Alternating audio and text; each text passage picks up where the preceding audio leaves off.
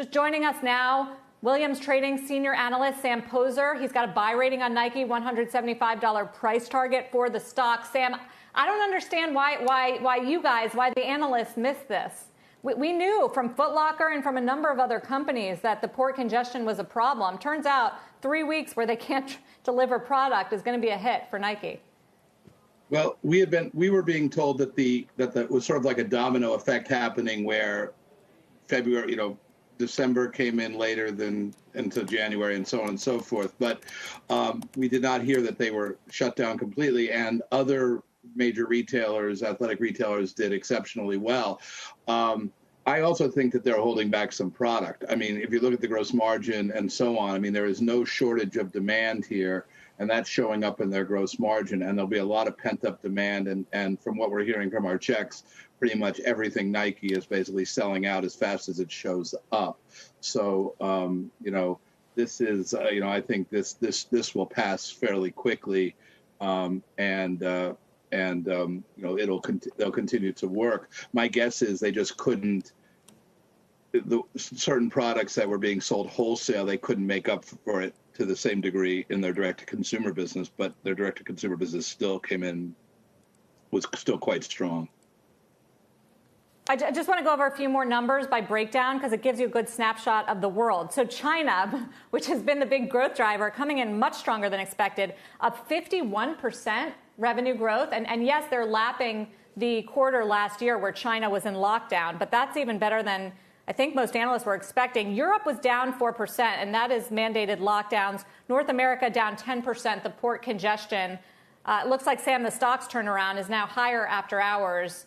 I guess you would view this as a buying opportunity on some weakness because of lockdowns and ports?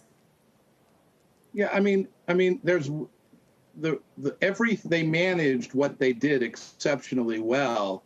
And, if you talk to their wholesale accounts or you look at what's out in the marketplace, because of the ports, there's very, very little inventory out there.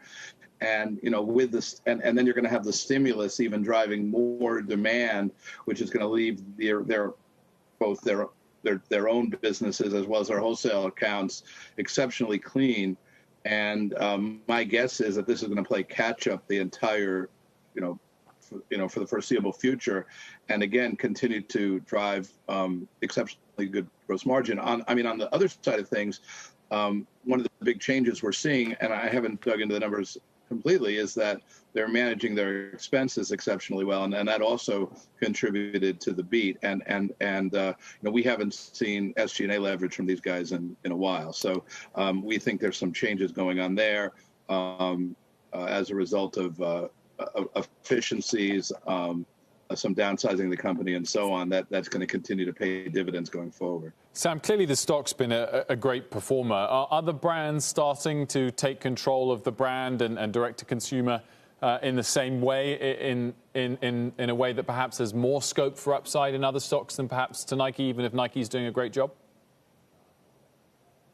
Well, if you look, most other companies who are doing this are emulating Nike's demand creation strategy and keeping the supply below the demand, and that's really been the key to Nike's success. We've seen the same thing with Deckers and Uggs. We're seeing the same thing with Crocs, and we're even seeing the same thing with to a lesser degree, but we're seeing them switch it over at Contour Brands with Lee and Wrangler. You're seeing they're just everybody who's taking more control of the brands and